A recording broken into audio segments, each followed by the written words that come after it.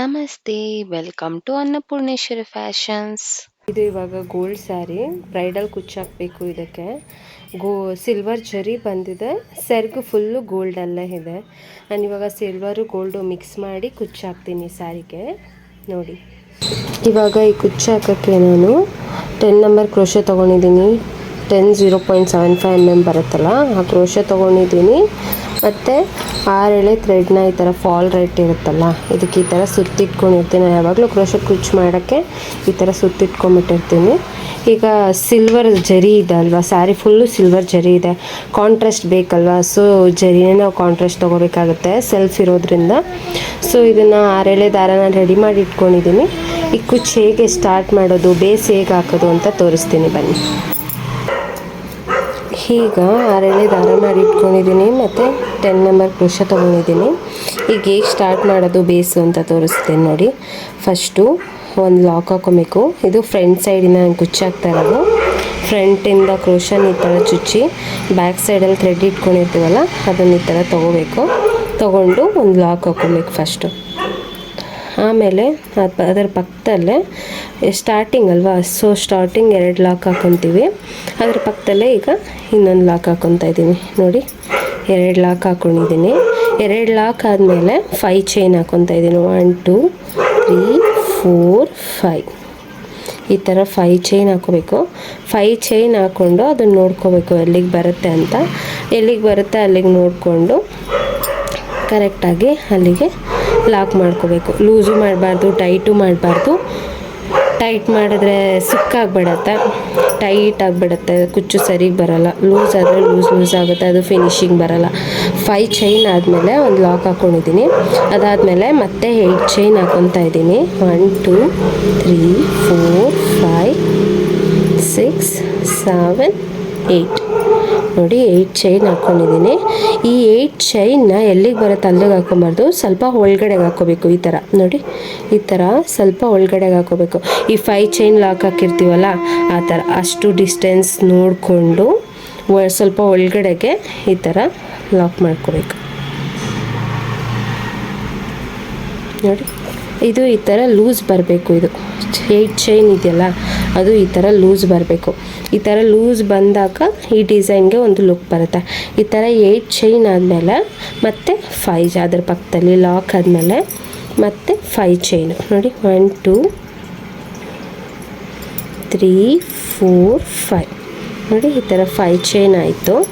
ಈ 5 ಚೈನ್ನ ಮತ್ತೆ ಎಲ್ಲಿಗೆ ಬರುತ್ತೆ ಅಲ್ಲಿಗೆ ಲಾಕ್ ಮಾಡ್ಕೊತಾ ಇದ್ದೀನಿ ನೋಡಿ. ಎಲ್ಲಿಗೆ ಬರುತ್ತೆ ಅಲ್ಲಿಗೆ ನೋಡಿಕೊಂಡು ಲಾಕ್ ಮಾಡ್ಕೊಂಡಿದ್ದೀನಿ. ಈಗ 5 ಚೈನ್ ಲಾಕ್ ಆದಮೇಲೆ ಮತ್ತೆ 8 ಚೈನ್ 1 2 3 4 5 6 7 8 ಕರೆಕ್ಟಾಗಿ 8 ಹಾಕ್ಕೊಂಡಿದ್ದೀನಿ. 8 ಆದಮೇಲೆ ಅದನ್ನು ಸ್ವಲ್ಪ ಒಳಗಡೆಗೆ 5 ಚೈನ್ ಲಾಕ್ ಡಿಸ್ಟೆನ್ಸ್ ಇದೆಯಲ್ಲ ಅಷ್ಟು ನೋಡಿಕೊಂಡು ಲಾಕ್ ಹಾಕ್ಕೋಬೇಕು ನೋಡಿ. ಇದು ಈ ಥರ ಲೂಸ್ ಬರಬೇಕು ನೋಡಿ. 8 ಚೈನ್ ಇದೆಯಲ್ಲ, ಅದು ಈ ಥರ ಲೂಸ್ ಬರಬೇಕು. 8 ಚೈನ್ ಲಾಕ್ ಆದಮೇಲೆ ಮತ್ತೆ 5 ಚೈನ್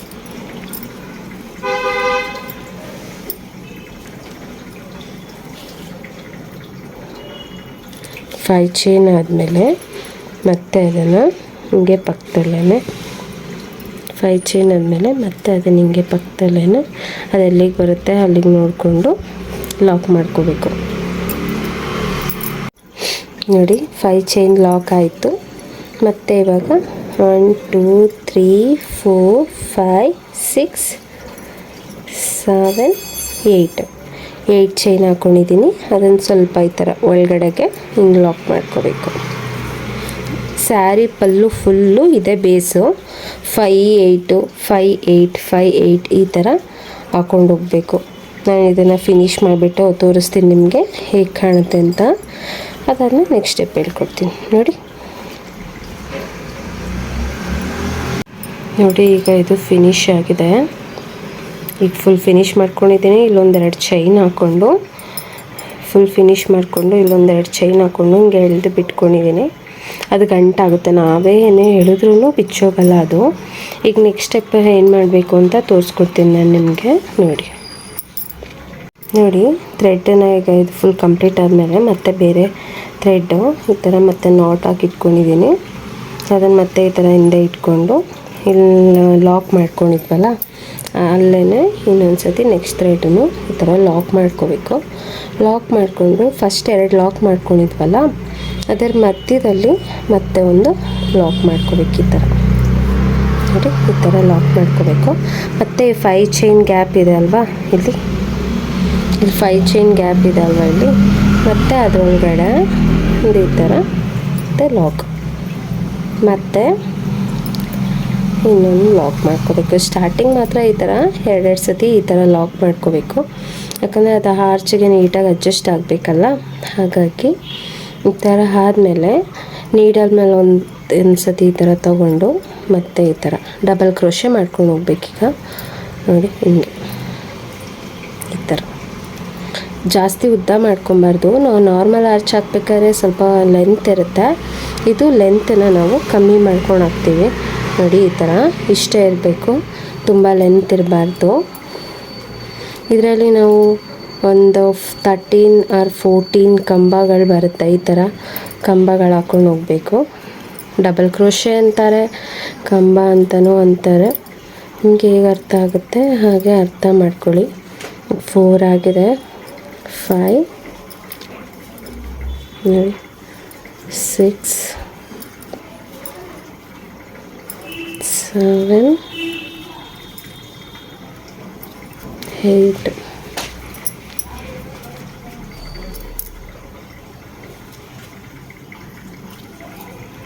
9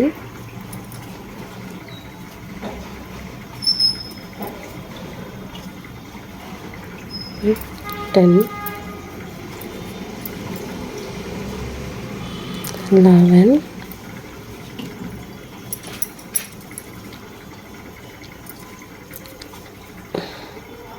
12 13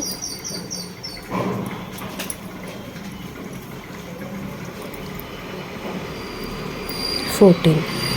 ನಾನು 14 ಡಬಲ್ ಕ್ರೋಶೆ ಮಾಡ್ಕೊಂಡಿದ್ದೀನಿ ಇದರಲ್ಲಿ, ಯಾಕಂದರೆ ಚೆನ್ನಾಗಿ ಬರುತ್ತೆ ಫಿನಿಶಿಂಗು. ನೀವೇ ನೋಡ್ತಾ ಗೊತ್ತಾಗುತ್ತೆ ನಿಮಗೆ.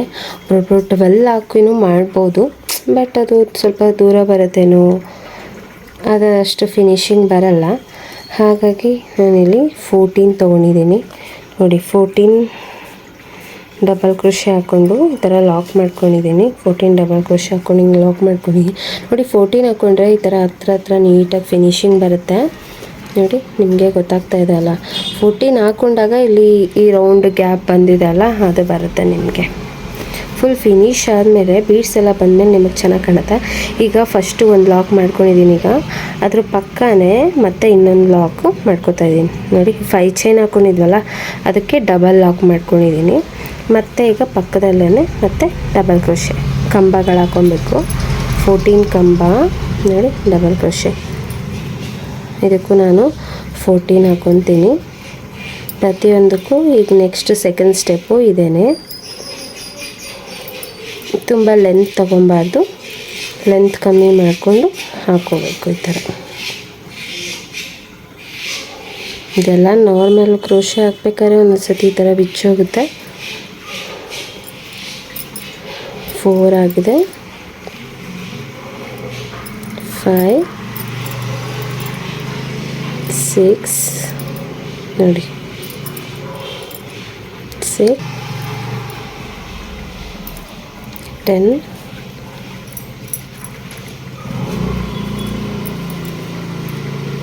11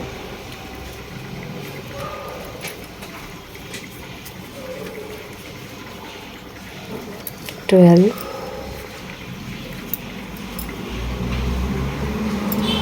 13 14 ನೋಡಿ. ಈಗ 14 ಡಬಲ್ ಆರ್ಚ್ ಮಾಡ್ಕೊಂಡಿದ್ದೀನಿ, ಡಬಲ್ ಕ್ರೋಶೆ ಮಾಡ್ಕೊಂಡಿದ್ದೀನಿ. ನೋಡಿ ಈ ಥರ ಎಷ್ಟು ಚೆನ್ನಾಗಿ ಬರುತ್ತೆ ನೋಡಿ.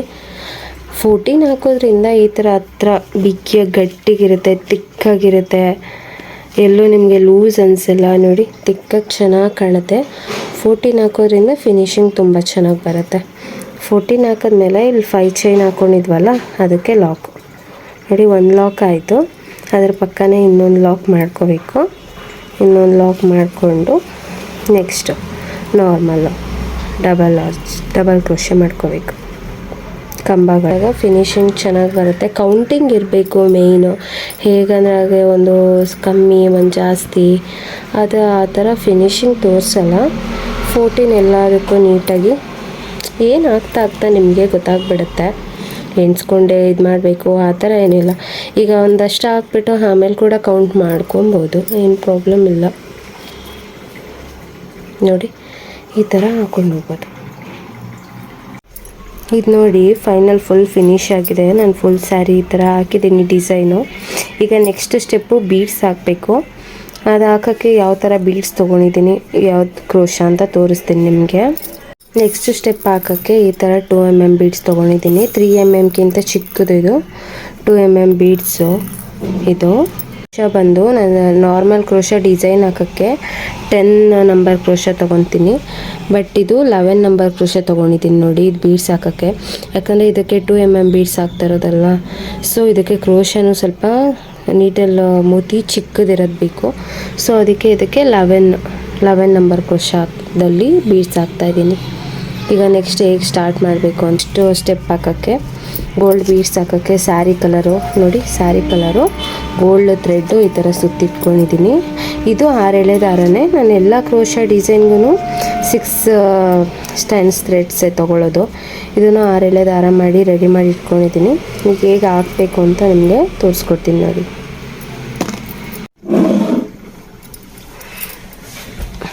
ಈ ಡಿಸೈನ್ನ ನಾನು ಉಲ್ಟದಿಂದ ಸ್ಟಾರ್ಟ್ ಮಾಡ್ತಾಯಿದ್ದೀನಿ ನೋಡಿ. ಇದು ಫ್ರಂಟ್ ಡಿಸೈನು, ಇದು ಬ್ಯಾಕಿಂದ ಹಾಕೋದ್ರಿಂದ ಈಸಿಯಾಗಿ ಬೀಡ್ಸ್ ಹಾಕ್ಬೋದು. ನಾನು ಈ ಗೋಲ್ಡ್ ಥ್ರೆಡ್ ಇದಕ್ಕೆ ಹಾಕಿಟ್ಕೊಂಡಿದ್ದೀನಿ ನೋಡಿ. ಈ ಥರ ಗ್ಯಾಪ್ ಇರುತ್ತಲ್ಲ, ಇಲ್ಲಿ ಸಿಂಗಲ್ ಕ್ರೋಶ ಈ ಥರ ಸಿಂಗಲ್ ಕ್ರೋಶ ಮಾಡ್ಕೊತಾ ಇದ್ದೀನಿ. ಈ ಥರ ಸಿಂಗಲ್ ಕ್ರೋಶ ಮಾಡಿಕೊಂಡು ಈಗ ಇದು 2 mm ಬೀಡ್ಸು ಇರೋದ್ರಿಂದ ತೊಗೊಳಕ್ಕೆ ಸ್ವಲ್ಪ ಕಷ್ಟ ಆಗುತ್ತೆ ನೋಡಿ. ಈ ಥರ 2-3 ಬೀಡ್ಸ್ ಹಾಕೋಬೇಕು. ಬೀಡ್ಸ್ ಹಾಕ್ಕೊಂಡು ಬೀಡ್ಸ್ನ ಈ ಥರ ಥ್ರೆಡ್ ಒಳಗಡೆ ತೊಗೋಬೇಕು ನೋಡಿ. ಥ್ರೆಡ್ ಒಳಗಡೆ ತೊಗೊಂಡು ಇದನ್ನು ನೆಕ್ಸ್ಟು ಇಲ್ಲಿ ಹೋಲ್ ಇರುತ್ತಲ್ವ, ಈ ಥರ ಉಲ್ಟದ ಇದನ್ನು ಹಾಕೋದ್ರಿಂದ ಈ ಹೋಲು ಡಿಸೈನ್ ಮಧ್ಯೆ ಈ ಹೋಲ್ ಇರುತ್ತಲ್ಲ ಅದು ನೀಟಾಗಿ ಕಾಣುತ್ತೆ. ಆವಾಗ ಈ ಹೋಲ್ಗೆ ನಾವು ಹಾಕೋಬೋದು ನೋಡಿ, ಆರಾಮಾಗಿ ಬರುತ್ತೆ. ಈ ಥರ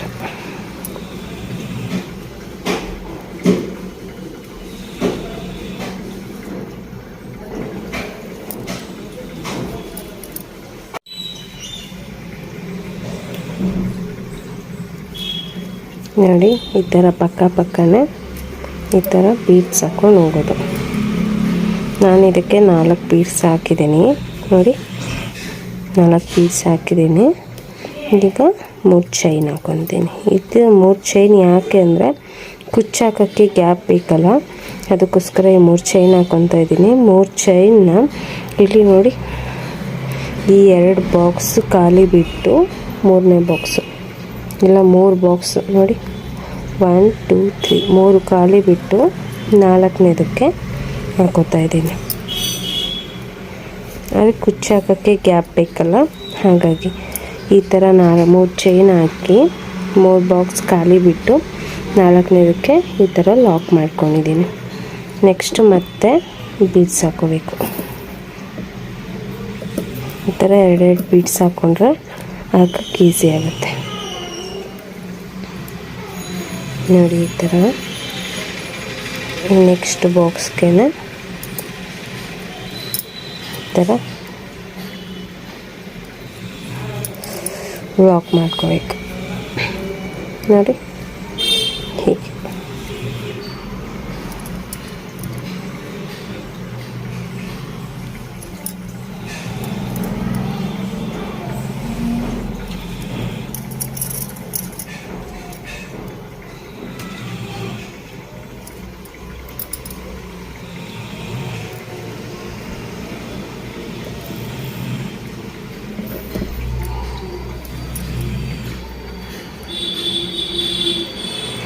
ಇದು ನೀಡಲ್ ಚಿಕ್ಕದಾಗಿರೋದು, ನೀಡಲ್ ಮೂತಿ ಚಿಕ್ಕದಾಗಿರೋದ್ರಿಂದ ಥ್ರೆಡ್ಸ್ ಈ ಥರ ಬಿಟ್ಟೋಗುತ್ತೆ. ಮತ್ತು ನೋಡ್ಕೊಂಡು ನಾವು ಸರಿಗೆ ತೊಗೋಬೇಕು, ಇಲ್ಲಾಂದರೆ ಆಮೇಲೆ ಕರೆಕ್ಟಾಗಿ ಬರಲ್ಲ ಅದು ಈ ಥರ. ಮತ್ತು ನೆಕ್ಸ್ಟ್ ಬಾಕ್ಸ್ಗೆ ಈ ಥರ ಲಾಕ್ ಮಾಡ್ಕೋಬೇಕು.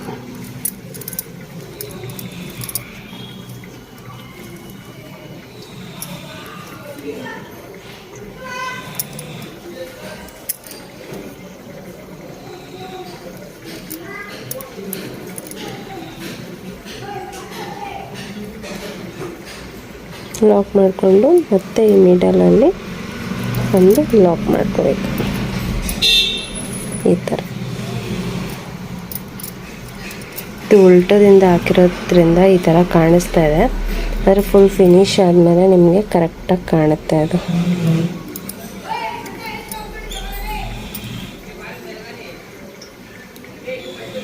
ಮಧ್ಯದಲ್ಲಿ ಗ್ಯಾಪ್ ಇಟ್ಟಿದ್ವಲ್ಲ, ಇಲ್ಲೊಂದು ಲಾಕ್ ಮಾಡಿಕೊಂಡು ಮತ್ತು ನೆಕ್ಸ್ಟು ಆರ್ಚಿಗೆ ಫಸ್ಟ್ ಬಾಕ್ಸು ಲಾಕ್ ಮಾಡ್ಕೋಬೇಕು ಈ ಥರ ಲಾಕ್ ಮಾಡಿಕೊಂಡು ಮತ್ತೆ ಬೀಡ್ಸ್ ತೊಗೋಬೇಕು.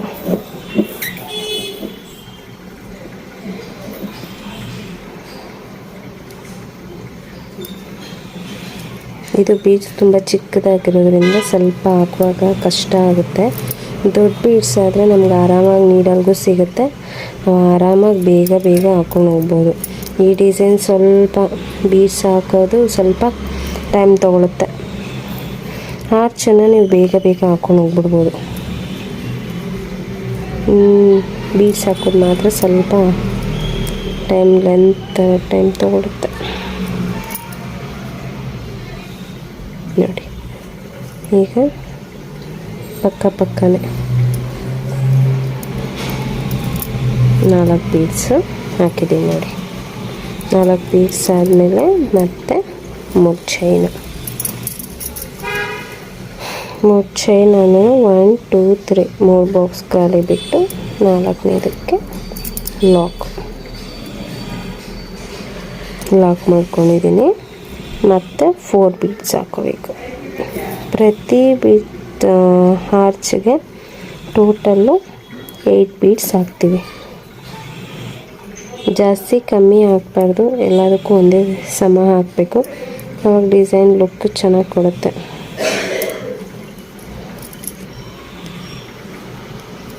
ನೋಡಿ ಈ ಥರ.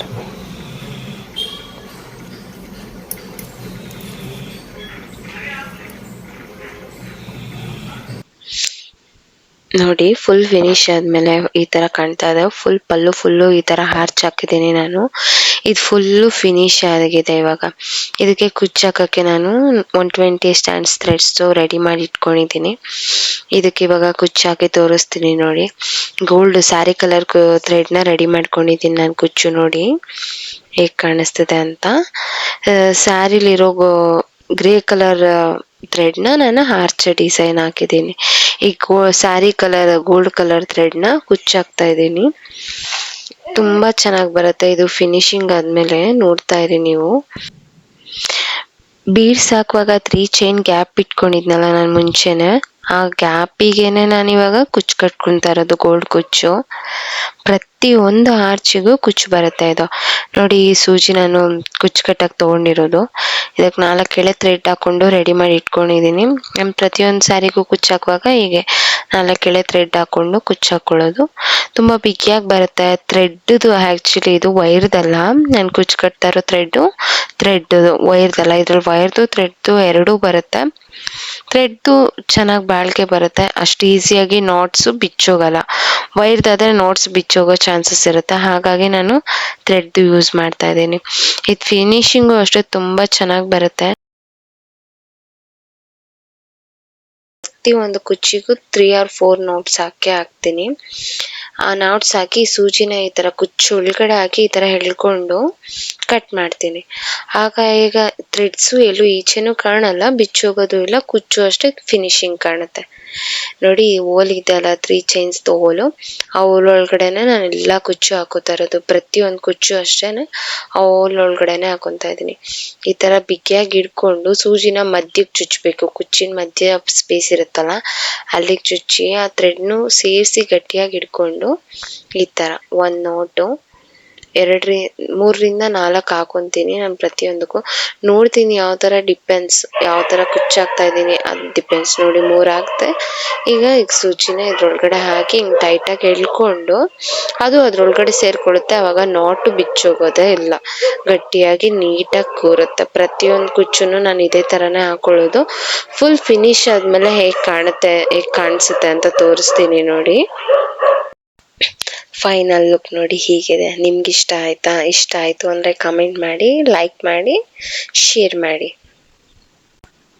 Thank you for watching.